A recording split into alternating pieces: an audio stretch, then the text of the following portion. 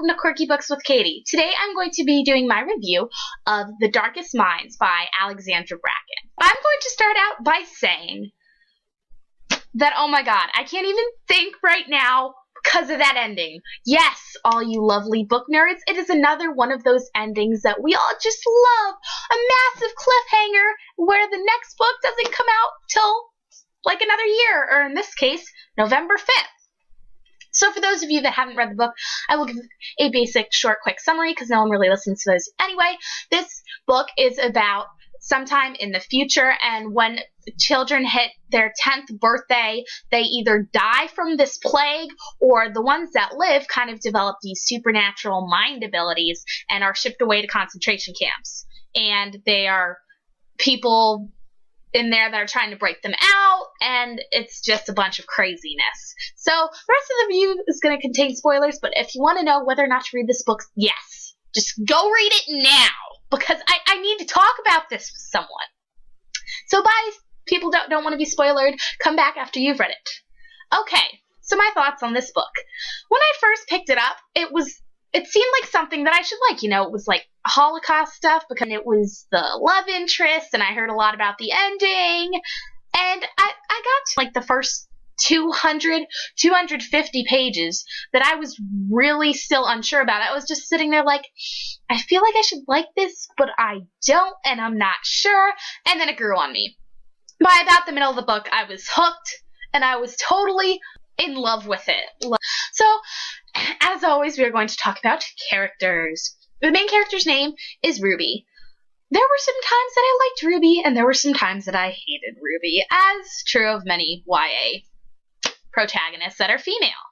I liked her because she was kind of badass at sometimes, and I mean, her and Liam's relationship was cute, but sometimes I just wanted to hit her over the head with this book because she's like, oh, no one's gonna ever love me, I hate this, blah, blah, blah, and it was just like self-wallowing, get up off your ass and go do something with your life. Please. I mean, she did live in that, like, work camp for 6 years, but still, girl, get a piece of your mind. I will complain more about her later. Next, we're going to talk about Zoo, who is one of my favorite characters. She and Liam were my two favorites. Oh my god, Zoo. And then they let her go.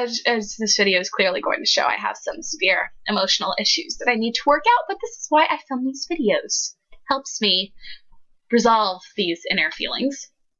Next, we're going to talk about Liam, who is the kind of love interest in this book. He was actually a nice refresher, because most guys in YA are the snarky, sarcastic, hot, amazing ones. And I mean, I like those guys. Those are usually my favorites, but he kind of creeped up on me, because he's nice, and he has one of the best hearts, because all he wants to do is just help these other kids get out. Like, that's his mission in life. He did bad stuff, and he wants to rectify it. Loved him so much, and then that ending. Alexandra Bracken is going to have a lot to do in book 2, because that ending was very unresolved. Other characters worth mentioning are Chubbs. He's hilarious. I felt bad for him, though, because everyone just calls him Chubbs. But especially the stuff with the book and the letter writing, it was good.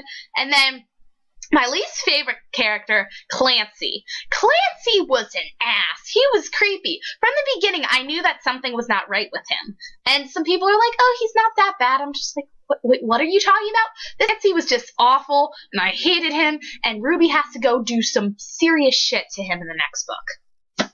So now, we are going to talk about my favorite scenes, and then to the ending. Some of my favorite scenes included when they were at the warehouse, because there was a lot of bonding between Liam and Ruby and Zoo, and it was so cute.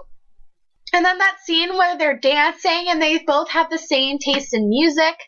And then one of the scenes that creeped me out the most was when Ruby was in the camp at the beginning, and she and Sam were like best friends, and then Sam sticks up for her and she gets her memory wiped. I was kind of confused at that part. Do you guys like know the answer to this? Did Ruby erase Sam's memories accidentally, or did someone else do it? I'm still kind of unsure. There's a lot of like unresolved feelings in this book. So now we're going to talk about the ending. I finished this book 10 minutes ago, and I had to wait a little bit of time before I even got to this because of my feelings about the ending. I had to go eat some food to stuff my feelings. quality life.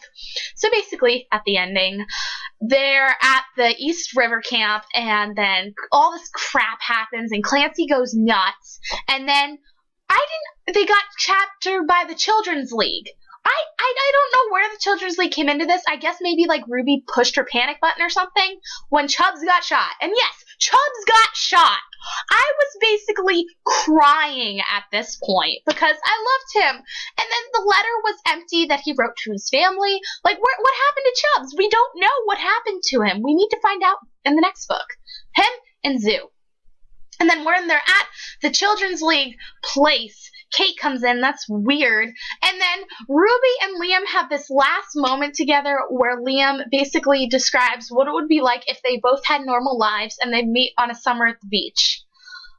Oh my god, that was so adorable. That reminds me of the end of Prodigy again. There's a lot of similarities between the two, but they're describing the end, and then Ruby's just like, I'm going to put the end to this story, and she erases all of his memories.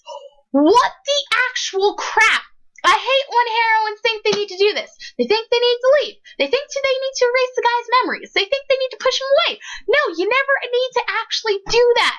If he was there, they would find a way to work it out. And her reasoning is, oh, I don't think he'd be able to handle being a weapon. He did it before, and he's okay now. I mean, he's a little damaged, but I don't even know what to do. I don't know what to do now. And I feel like there was so much left unresolved, and there's going to be a lot of stuff happening in book 2, like, what happened to Liam? Where'd he go? Speaking of Liam also, and one of the last lines, Ruby's like, make sure you take care of yourself because he doesn't remember her. And then he looks right, he's like, thanks, you too, darling. I was crying again. So overall, I gave this book 5 out of 5 stars. Even though I did not like the beginning, that ending, it's going to emotionally scar me. But what I find about the emotionally scarring endings is, I mean, I'm not a fan because I have to wait a year for the next book, but I do like them. Because if the ending leaves me emotionally scarred, it means that I'm attached to the characters and that I actually care about them. So I want to hear if you guys have read this. What are your thoughts? What do you think is going to happen in book 2? Me? I'm not really sure. I think Ruby's going to run into Liam, and then there's going to be like real awkwardness, and she's going to be sorry that she wiped his memory. And I think Zoo's got to come back too, and they got to go find Chubbs, and I think Clancy's going to come back too, because I'm pretty sure he didn't die. I mean, he couldn't have died. He's kind of like the evil overlord of the book. But thank you guys for watching. Be sure to subscribe to my channel, and I will talk to you again soon.